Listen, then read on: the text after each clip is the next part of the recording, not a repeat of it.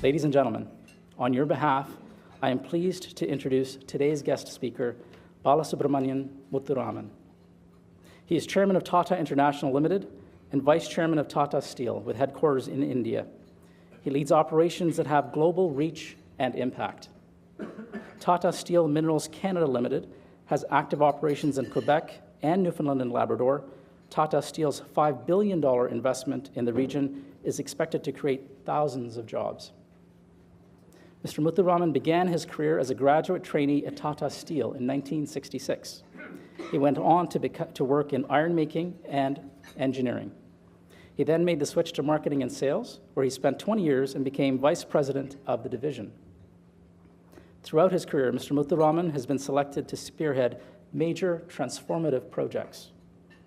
He was the main change agent for the diversification of Tata Steel, a multi-billion-dollar company with more than 80,000 employees on 5 continents. In 2001, he was appointed its managing director and currently serves as the company's vice chairman. In addition to his chairmanship responsibilities, he serves on the boards of Bosch, Tata Industries, and Strategic Energy Technology Systems. He's also president of the Confederation of Indian Industry, chairman of the Board of Governors of the National Institute of Technology in Jamshedpur, a member of the Business Advisory Council of the United Nations Economic and Social Commission for Asia and the Pacific, UNESCO. His management and leadership expertise have been recognized on numerous occasions. In 2007, he was conferred the Honorary Fellowship of All India Management Association. That same year, he was named the Management Man of the Year by the Bombay Management Association. He's also the recipient of a Distinguished Alumnus Award from IIT Madras. He has been named CEO of the Year several times by management and HR associations in India. Mr. Muthuraman, the Canadian Club podium, Canada's podium of record, is yours.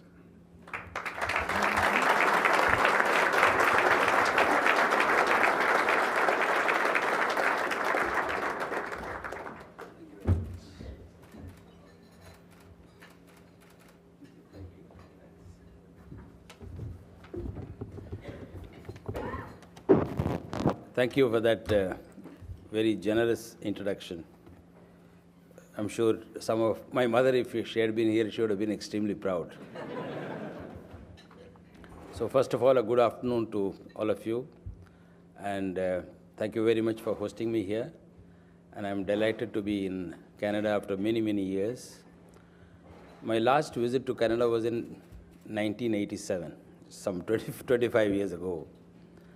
And I came on a visit actually to look at a new technology in Canada, in the area of steel. And we were in Tata Steel in India, we were planning a new, what is called a hot strip mill, which sort of makes hot rolled coils from steel ingots or steel slabs. And a company called by the name Stelco here, a steel company of Canada, had a technology which they had invented and they had developed and they had sort of implemented very successfully. And we didn't have it in India and we didn't know anything about it. So I was actually sent along with a couple of colleagues of mine. So I came and spent, I think, 3 or 4 days or maybe almost a week in Toronto, going every day to the Stelco company and learning about the art. And finally, we, with the help of the Steel Company of Canada, we actually implemented it. So that was a visit in 1987. And since I was in search for a new technology in Canada, and then we found it and then we implemented it, I'm also very happy to see that Canada has kept itself on the forefront and on the cutting edge of technology for several years. Whether it's biotechnology or nanotechnology or alternative power, alternate sources of energy, the mineral beneficiation of which you have lots of minerals, and therefore it is an obvious area where work and research needs to be done in this country. So you have kept yourself, very much ahead and very much on the cutting edge of technology. My other experience with Canada was actually with a Canadian company, and I see Mr. Srinivasan from Medcom here, and I'm reminded that way back in 1978, 1980, when I was a young salesman of Tata Steel in a city called Bangalore, there was a big Government of India project that was being implemented. It was a pelletizing project using fine iron ores. And India did not have the technology to convert that fine iron ore into good pellets. We didn't have the beneficiation technology of the material, of the raw material that God has given us. And then so the government of India had appointed Metchem as a consultant, and I used to deal with Metchem, quite often and many times. And I had actually taken Metchem engineers to Canada because we wanted, as a steel company, Tata Steel was wanting to sell some abrasion-resistant plates to this project. And even till today, it's now, 30 years or so, even till today, that is the largest single order for that quality of plates that Tata Steel has ever received. So I'm grateful to this Canadian company, Metchem, for sort of facilitating that process and making it possible for us to supply those plates to the Kudremukh project in India. For a long time, for many years, the relationship between India and Canada has been at a very low key. And I think it's been the case for almost 40, 45, 50 years. And perhaps the reason is, only when you have a good reason to be economically cooperative, build economic relationship, I believe political relationship will flourish. Perhaps because of the positioning of Canada and India in terms of vast distances away from each other and the geography of the country and the way each country was growing and the world was growing, perhaps there was no need for each other for many, many years. And since there was perhaps no need for each other, the political relationship or the political system didn't find a need to get together as often as they are doing it today. But there is a flurry of activities in the recent past. Our Prime Minister was here a couple of years ago for the G20 meet. Your Prime Minister was in Canada last year. India and Canada are beginning to discuss what is called the CEPA, the Economic Partnership Agreement.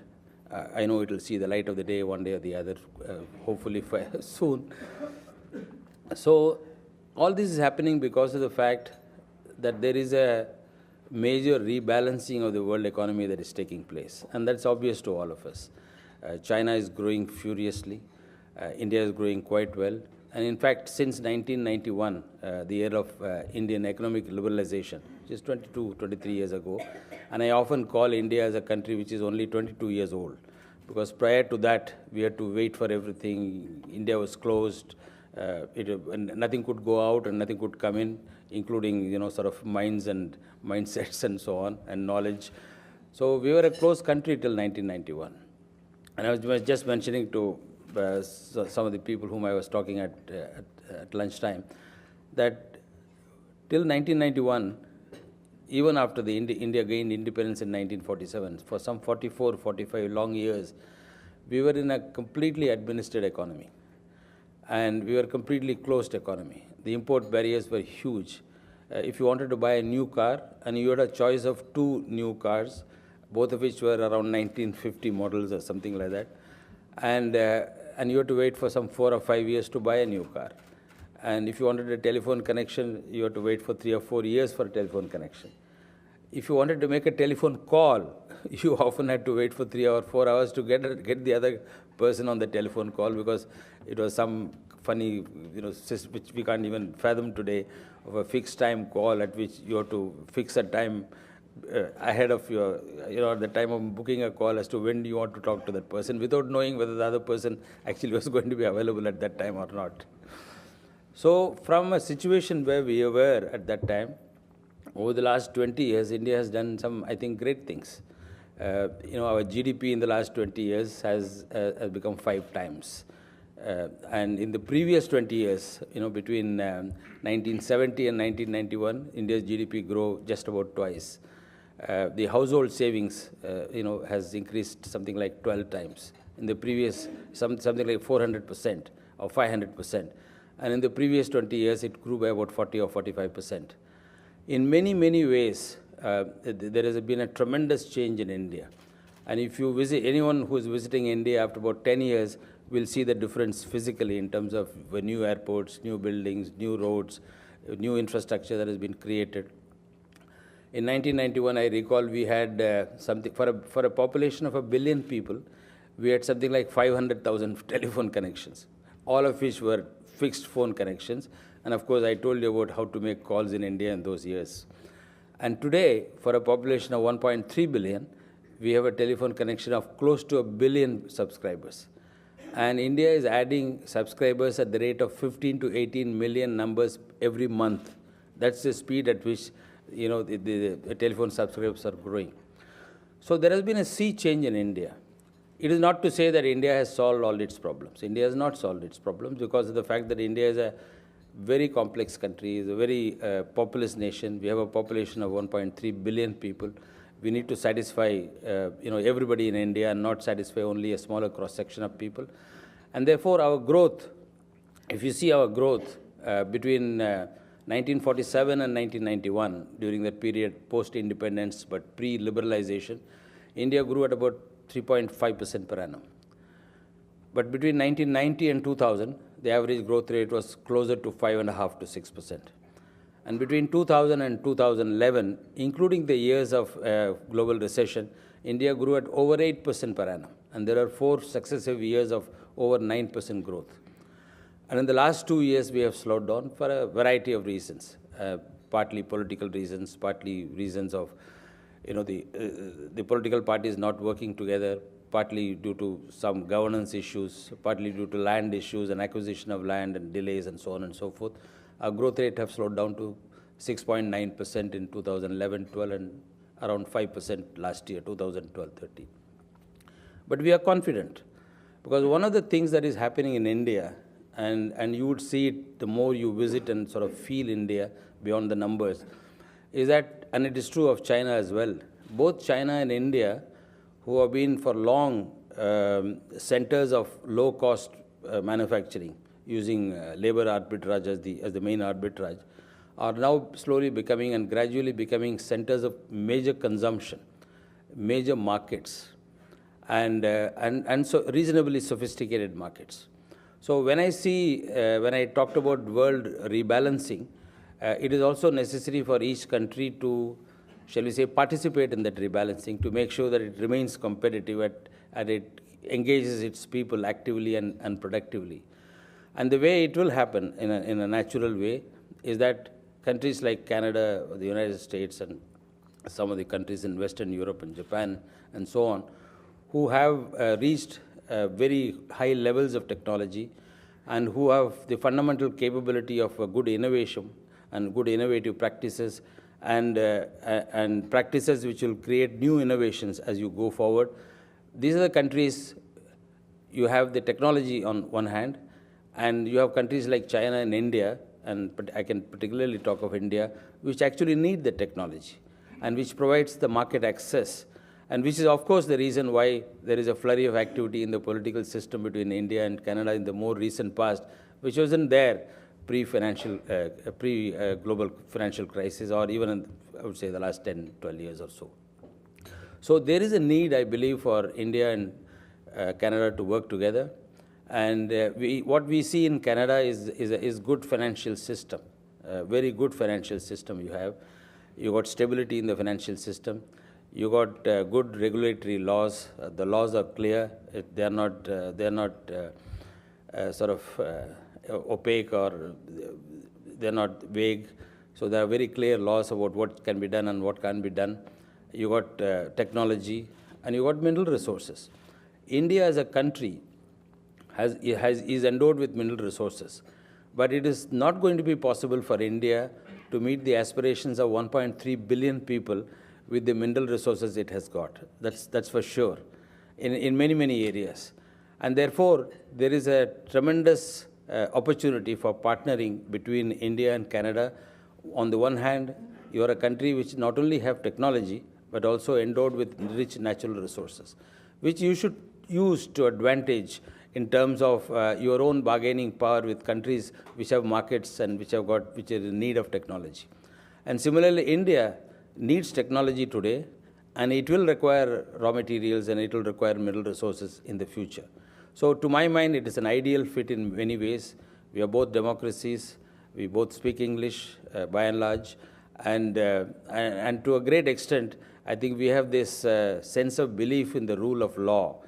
Even though sometimes in India, the rule of law is yet to take shape in a robust manner, I do believe that fundamentally we have that inherent belief in the rule of law, and that will get right as you go forward. And coming to Tatas, I am from Tata Steel. I've been in Tata Steel for 46 years. And the group itself, and I'm going to talk a few words about the group, although I have not come here to market our group. I have come here to make friends in Canada, to see how much India can participate in Canada's growth and how well Canada can participate in India's growth. But I do want to speak about the group because I'm very proud of the group to which I belong. The Tata Group was founded some 150 years ago with the fundamental philosophy that the prime purpose of an industrial organization,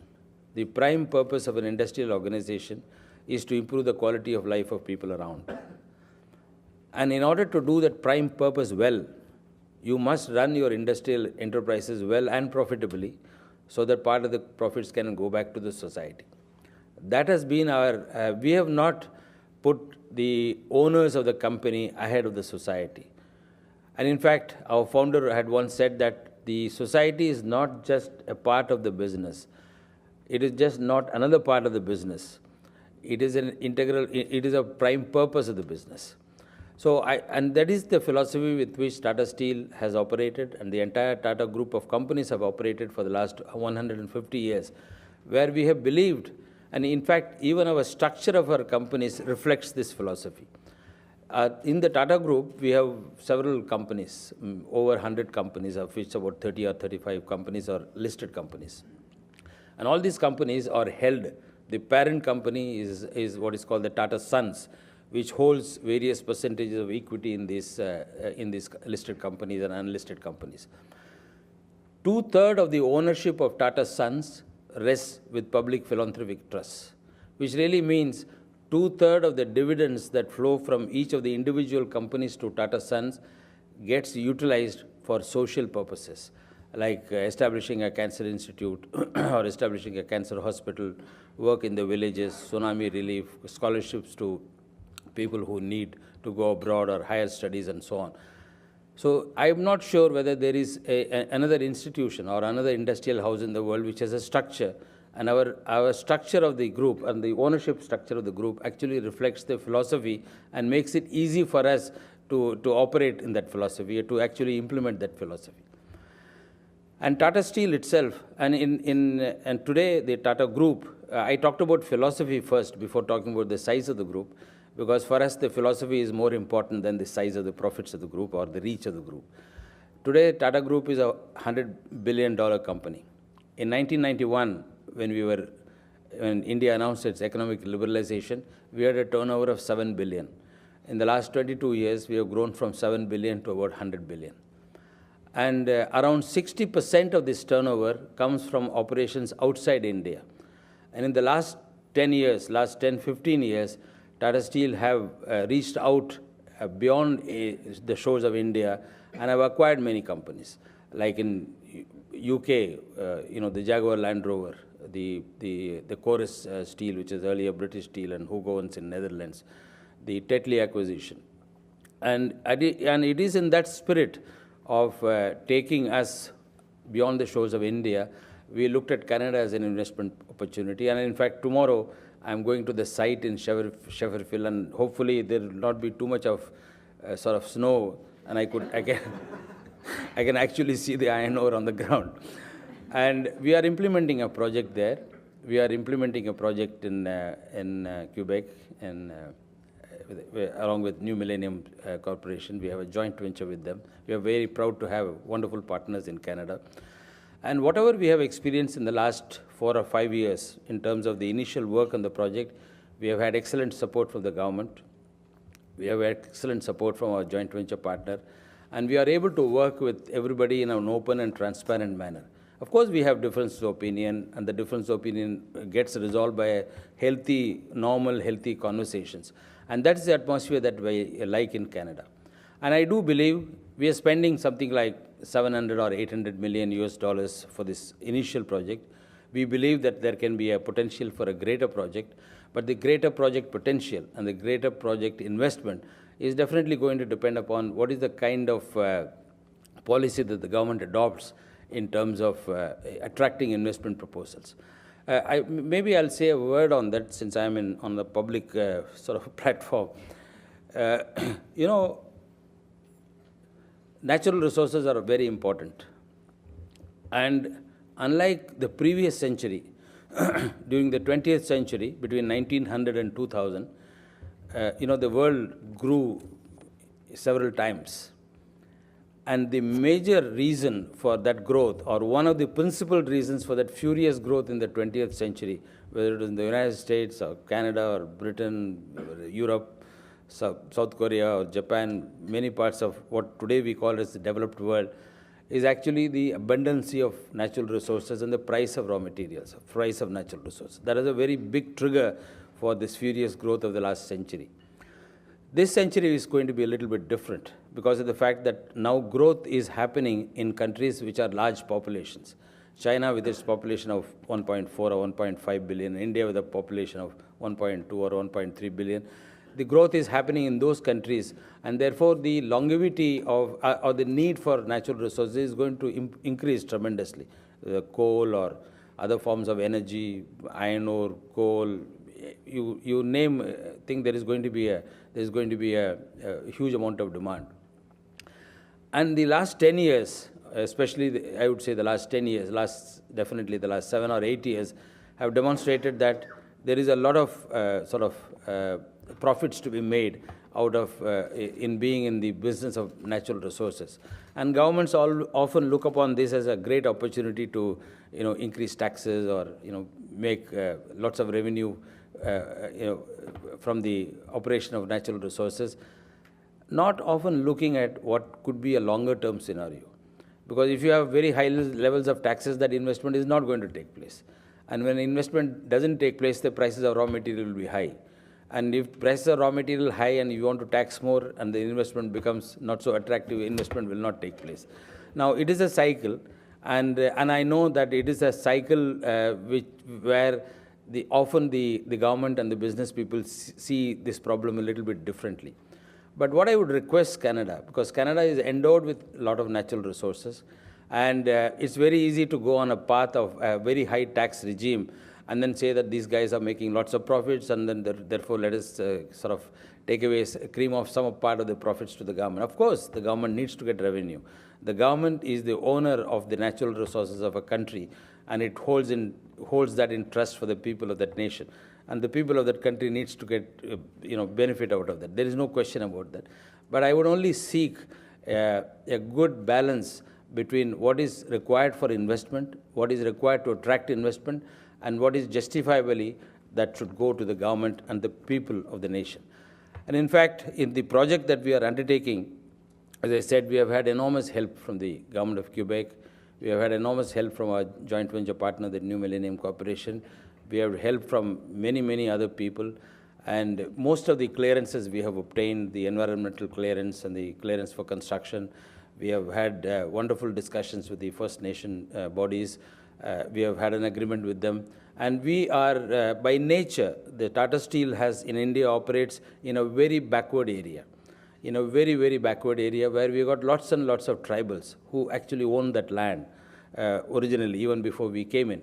So it's only natural and it's only logical that what is due to them is given. And we are very proud that we are able to do that in a manner that has greatly satisfied us and greatly satisfied them. So once again, I want to thank all of you for inviting me here. It's been a great pleasure. As I said, my last visit to Canada was 25 years ago. And I'm sure my next visit is not going to be 25 years later. And I'm told my colleagues here that I will come to Canada before the end of 2013 financial year to see our project as to how it's going to flower and what it can bring about. Because I see this project not merely as a Tata Steel project, and I'm not seeing it just as a Tata Group project. I see it as an India project, because the project and its success and the benefits it can come. For example, we employ, during the construction phase of this project, and it is under construction just now, we employ some 400 people, of which I think 99% or 98% are local population. And when we have actual operations beginning from early 2014, we'll probably have 200 to 250 people, of which 98 or 99% are going to be local population. We actually believe that we have a responsibility wherever we go, whether we have gone to Netherlands, whether we've gone to UK, whether we've gone anywhere else in the world.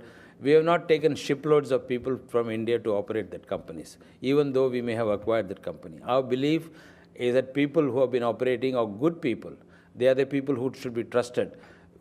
What is required is to work together and see some common goals. And that's the way we are going to work in Canada.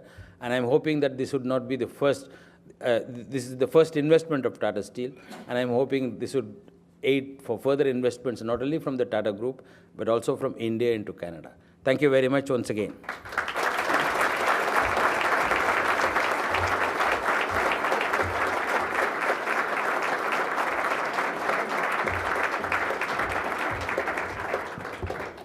Good afternoon, everybody. My name is Alison Lode, and I am the president of the Canadian Club of Toronto.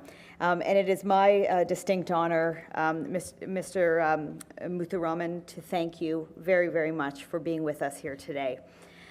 Thank you for your very kind insights into Canada's strengths and also for being selective about excluding our weaknesses.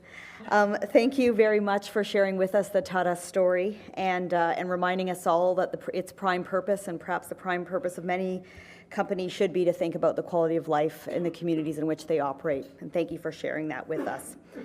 We're happy to hear that this will not be your last visit to Canada. It won't be 25 more years until you're here next, and look forward to watching how the opportunities between India and Canada will grow in the coming years, and to borrow your words, how we can be a little less low-key when working together. So on behalf of the club, I would like to take this opportunity to wish you and your organizations continued success here in Canada, of course, but also around the world. And on behalf of all of us, please join me in thanking Mr. Muthuraman for being with us today.